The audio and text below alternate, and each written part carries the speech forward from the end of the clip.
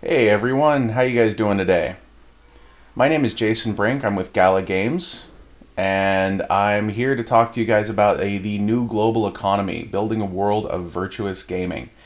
Now, throughout this presentation, I'm going to kind of go off into directions that we don't typically go into in this space. Um, Hold on, Andrea's sending me. Awesome, looks great. Thanks, man. Um, I'm going to talk a little bit about things we don't typically talk about in this space, but are nevertheless very important. There's going to be some chat and Q&A. Hey, Chris is here. Awesome.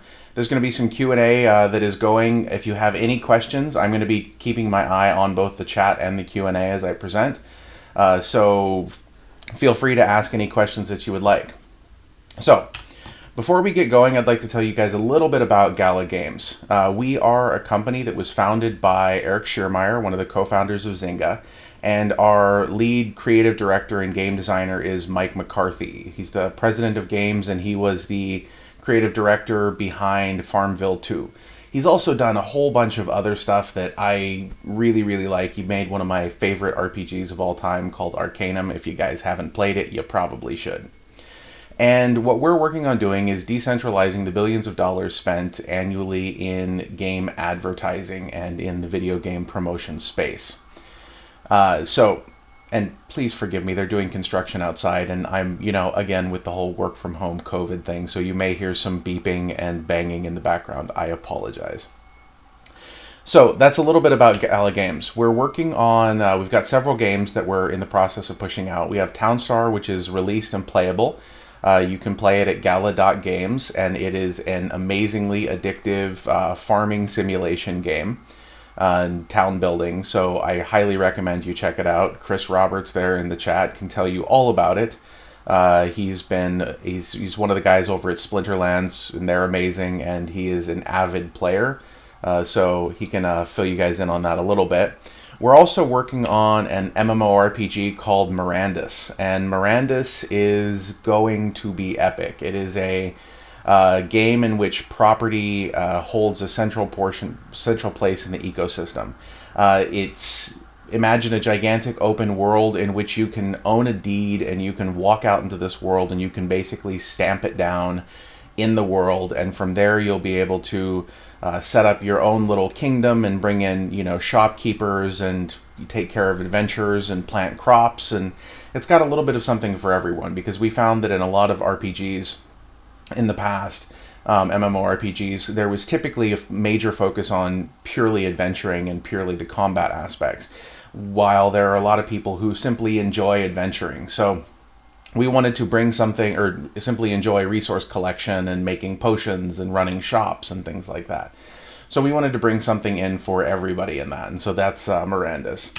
And here's a little picture of the Minotaur King in his dungeon being challenged by a player character. So it's going to be pretty epic. It's set for release in alpha in 2021. So you guys can check that out. If you go to gala.games, some of the land parcels and things like that are still for sale. But none of that is really what I'm here to talk about today. It's very important, but it's not central to the whole discussion. But before I get into that, I feel like I need to give you a little bit more about me. I've been in the blockchain space since 2014. I started my own business when I was very young. I studied history before dropping out and moving off and doing other things. I've been an expat for almost 12 years now, and I've worked in a variety of projects in the blockchain space, mostly as somebody working in the marketing department. And as the CMO of Gala Games, obviously it's within that context that I am working with them. So one of the first things I did, and kind of my little break into the blockchain space, was a paper that I wrote completely, totally on a whim in 2014 about the AidDollar, and basically how to use blockchain to fix some of the problems that are endemic to foreign aid. My focus on this was to find a way to halt corruption by shining the light of transparency into some of the darkest areas. Now, the reason that this mattered to me is because prior to this, I had spent some time in Haiti post-earthquake. And in Haiti, we were working in a hospital. I was helping, I'm not a doctor, obviously, But I've worked with a group of doctors in the past and gone to Peru and a few other places with them. And they brought me along to Haiti because I'm sort of a useful, large person to have around. I can carry heavy things, and I make a great door when you have a clinic and they need to have restricted access. So I went to Haiti with them. And while I was in Haiti, I discovered that even as we were working so hard to save so many people's lives, we were having a hard time getting supplies. There was a lot of the UN aid that went down to Haiti was not being distributed fairly or equitably. People, billions of dollars were sent to Haiti, and what we were typically seeing were a little bit of rice and some USAID tarps, and then piles of MREs that nobody wanted to eat. And so that was a really jarring experience for me, and from that I wanted to find ways to use blockchain to fix some of these issues. Just a little bit more on this. This is these two little girls, that both of their parents were killed in the earthquake, and this guy's a volunteer worker who's taking care of them in the clinic. And so what I found is that corruption, people look at it and say, oh, well, it's sometimes a useful lubricant for society and things like that. But the reality is that it severely degrades the lives of some people. And one of the things that I've particularly seen here, and when you look at groups like Feed the Children and Free a Girl Foundation, which is run by Evelyn Holskin, who's a friend of mine, you see that the tiniest amount of money can make a massive, massive difference for people. Everyone's seen the sort of advertisements, give 25 cents or $1 a day to take care of these kids, things like that. The reality is that is in fact something that works. If we can get the correct amount of funding into the hands of people who need it most at the right times, it can radically, change the world. Money doesn't buy happiness, but lack of money can cause significant pain with the way that our societies are structured. So what happens if we, switch this up a little bit? Let's step aside from the poverty for a moment, and step aside from the challenges that people face, and let's instead zero in on some of the things that happen on the other side of the planet. Where we play games. In a lot of the Western world, gaming is ubiquitous. People have, their PlayStation at home, they have their computers, they're, sitting in traffic playing on their phones. Gaming is a massively growing industry. It's growing by about 11.2% annually, which is fantastic and outpacing most other things. So one of the things that we've found, and one of the things that I have found, is that most of the developers in the blockchain world come into this world, from gaming and from other areas because they want to escape the hold of the centralized powers. So, for example, if we were to think about how much does it cost to acquire a user, how much does it cost to get somebody to play your game, to get a download, right? So some app developers are paying Google, Facebook, and Apple as much as $20 per install in advertising. That is ridiculous. That's just for one install of their game. Now, what makes this even crazier is that sometimes you may have only one user out of every 100 that is still playing your game after 30 days. Which makes the cost of like a day 30 user to acquire them $2,000. Now, game companies still pay this. And they still pay this because they still make money, because there's gamers who are willing to put tons and tons and tons of money into microtransactions to, enhance their gameplay and things like that. So it still works, but it's massively expensive, it's massively wasteful. And at the end of the day, the user is left with nothing. Now, I don't need to tell you guys about the awesome benefits of NFTs and player ownership of assets and things like that. You guys are all here. You already know about that, so I'm not going to waste your time with it. But what I would like to talk about is, what if we were to change this to create a virtuous cycle instead? What if instead of, paying 3 companies functionally, what if instead of paying 3 companies for a user. We instead paid a user for another user. And we create a system whereby people can advance. What did I say, Chris? I don't know what I said. What if instead of paying these three companies, we were able to instead pay users to bring in other users? Now, this new model is something that we're already seeing work. Now, in Townstar, we have, I want to say 7,000 DAU right now. And one of the people who's a very avid player is this guy who's in our Discord named Andrewy. And Andrewy runs El Nido Cat Sanctuary. And he has no idea I'm talking about him right now, so he's going to be super surprised. I think he'll like it, though. But he's put up a website called townstarguide.com. Now, in between playing Townstar, winning some of the prizes, I believe he just won $100 last week in our Winter Townstar Championship. And in between the people who come to his website to get he gets ad revenue from the visitors to his website who want to learn how to play, he is able to partially support his cat sanctuary. He's super passionate about animals, and this is the thing that he's able to do. And in some of these areas, and he's from the Philippines. I lived in Southeast Asia for a decade. In some of these areas, we see some pretty profound things that can be done with very small amounts of money. In the past, there were situations where large manufacturers would shut down manufacturing operations in places like Bangladesh and Cambodia and things like that. And what would happen is when they would shut down their manufacturing operations because they had their subcontractors had been using child labor, suddenly this money was no longer coming into the community. And what this meant is that now families had no way to pay for their children. And so what would often happen is there would be a massive increase in child trafficking because of the closure of these factories. Now, this is, of course, in no way, shape, or form a defense of child labor at all. But it is the question is presented, why can't we create a system whereby people can earn via playing?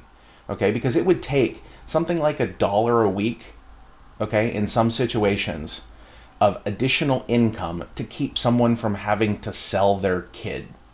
And if we can provide that via gaming, that is an amazing thing, and we can fundamentally change the way the world functions. Our mission at Gala Games is to enhance and enable freedom through play. Okay, everything that we do is geared towards this. Obviously, player ownership of assets is a massive part of this.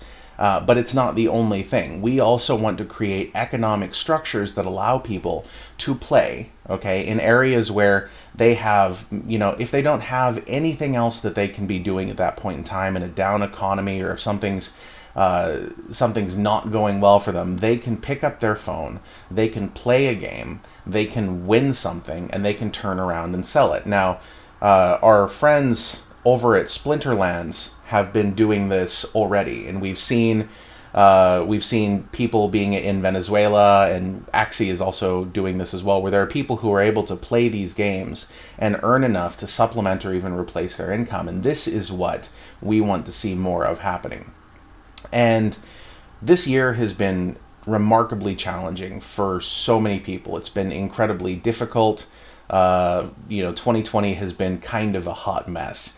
But 2021 is going to be the best year yet. And at Gala Games, we are ready to push this forward and to have an amazing year. And we know that all of you guys are here with us as well. So this is Gala Games, and I'm Jason Brink, and thank you guys very much for this. I wanted to keep it pretty short because I know that these things can kind of run on and on. I could sit here and tell you all about, second layer scaling and blah, blah, blah, blah, blah, and give you some diagrams and things like that. But I know you've seen enough of those. So let's have a conversation. What do you guys think of this, and how can we as gamers and as game developers and as people working in the blockchain space, how can we incentivize and enable more freedom through play? And do you guys have any questions about anything?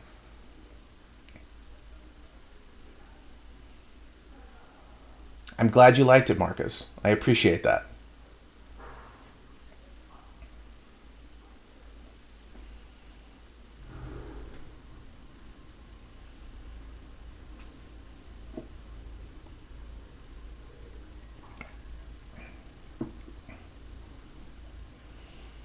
Yeah, guys, come on, hit me. What would you like to know about Gala Games?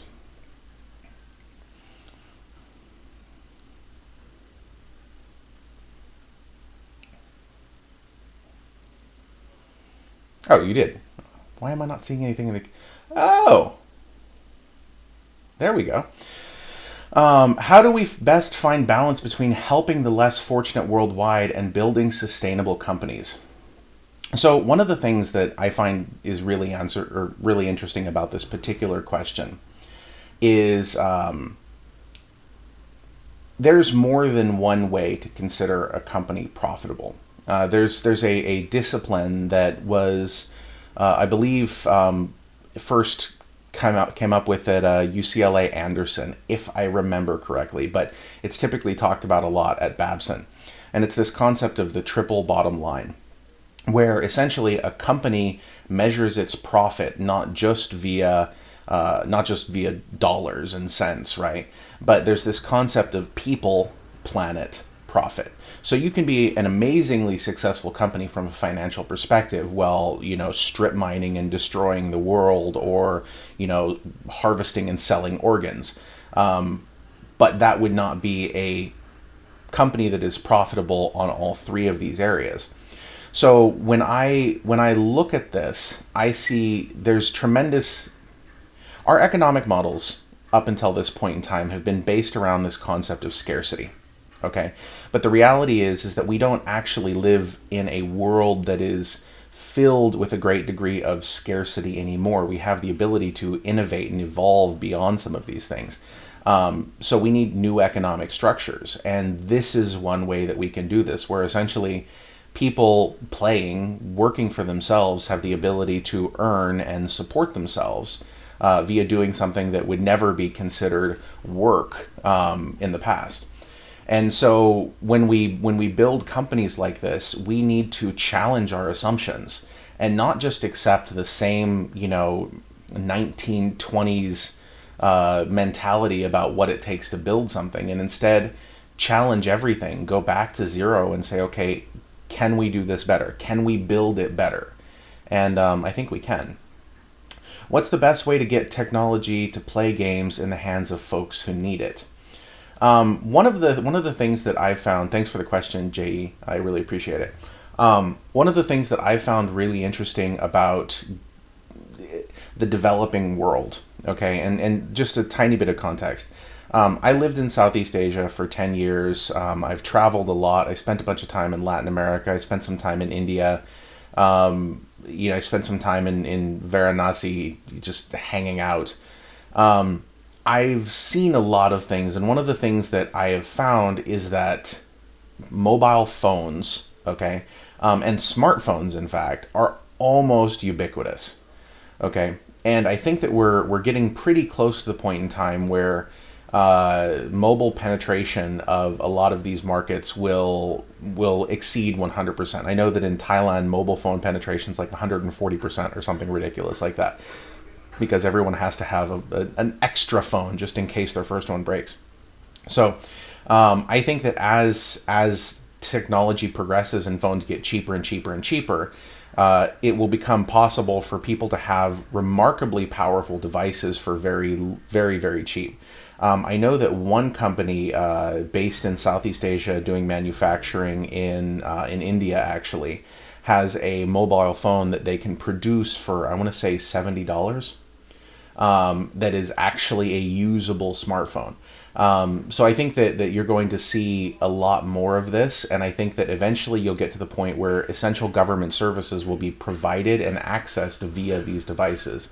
So it actually makes sense for the government as a cost-saving measure to provide these devices.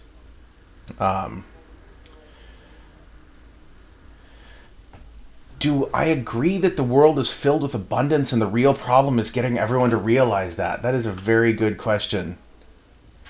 So I think that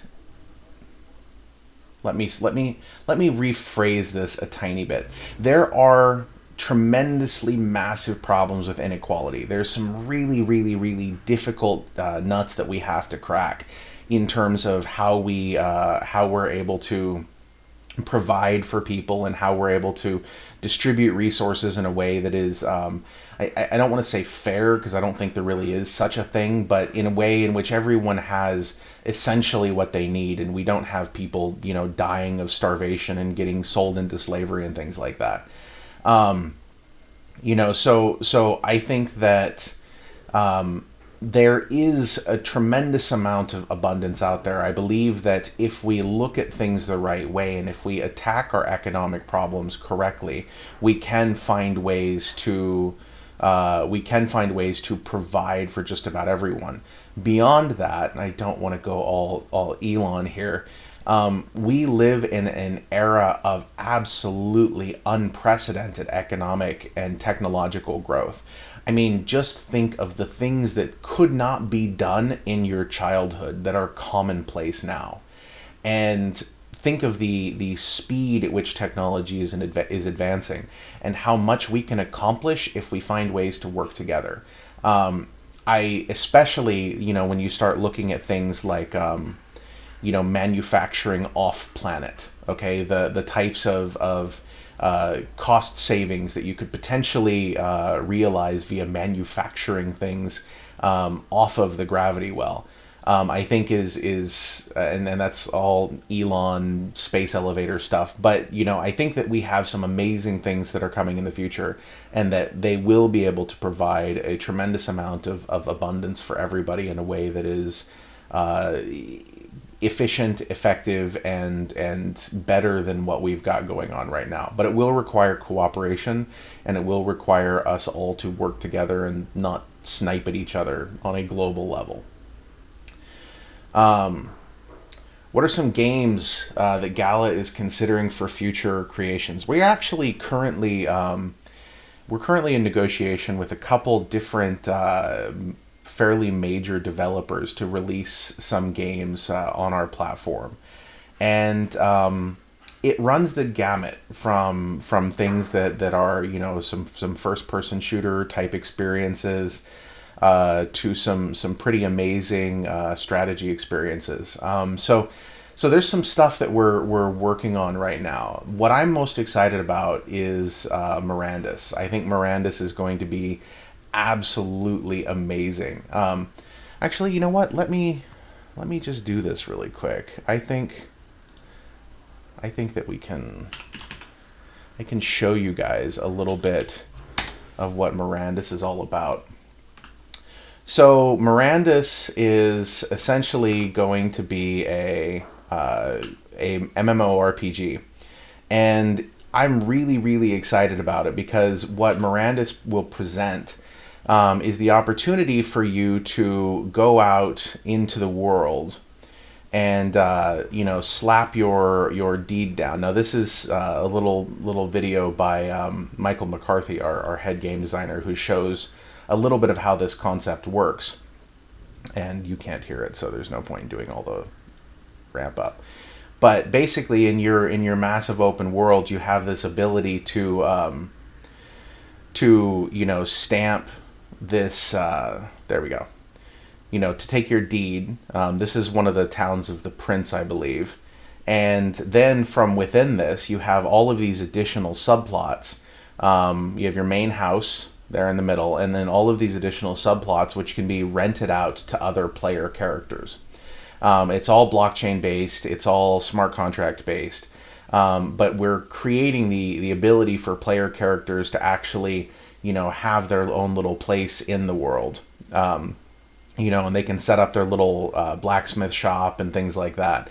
Make swords, collect iron from the hills, craft it together. And raw materials are database based. But then once you have something and you've actually crafted it into a material, it will be available. Anything in the store can be purchased, and it will all be blockchain based. So you might need to have a special case for your Sword of Infinite Slaying and things like that. So I'm super excited about it. And, these are the various deeds that are available. That one, where was that one? Okay, that one looks like it might have been... Yeah, here we go. That was the town of the Marquess, I believe. But anyway, that's that. And I'm super excited about that. You guys can check it out at Gala.games. I'm really, really looking forward to it. Okay, got another question here. Do you believe that decentralization and transparency will be key to evolving and possibly correcting global inequalities? Yeah, I do. I think it's going to be extremely important. Decentralization and transparency, these are words that people like to throw around a lot. And I think that in many cases, people haven't really thought through them. I think that what we're going to see as humanity develops and evolves is a radical shift in the way that we govern ourselves. I actually wrote a paper on this. I posted it on my personal Medium somewhere. The basic prompt of it was like, how do you replace the UN, because the UN is essentially broken. And so I wrote this whole proposal about how we would use decentralization and transparency to enact a type of very, very free governance where each nation would be able to govern itself and have its independence and all of these things. But there would be a mechanism to enable global cooperation. And decentralization and transparency are absolutely 100% key to that. And people need to be able to know that they as an individual are able to make suggestions and enact changes and things like that, and everyone else can rally around that. And people need to be able to see that in order to trust the system. And in order for the system to work, it has to be trusted by people. People have to participate. And without that participation and without that trust, everything begins to break down. And so I think that decentralization, transparency, and education are the three keys to human progress going forward, because we need to be able to say, we need to be able to see that these things have that the things that we have asked to be done and have said are important to us are actually enacted, and understand that that is the case, and that education is a critical component there. Is there anything else that anyone would like to say? Let me just pop over the chat tab really quick and see if anything happened. Public chat, where'd it go? There we go. Yes, Ed, I am really, really, really, really, really looking forward to Mirandus. And Chris, don't worry, I will post this on YouTube here shortly. So anyway, thank you guys very much. I really appreciate you guys taking the time to listen to me. And if you guys have any questions or comments or anything, you can find us on social media at GoGalaGames. As marketing guy, I am the one who handles all the social media, so don't hesitate to shoot me a message if you want, and join our Discord at galagames.chat. And if you have any questions, I will be here. And yeah, that's it. Jason Brink, also known as Bitbender.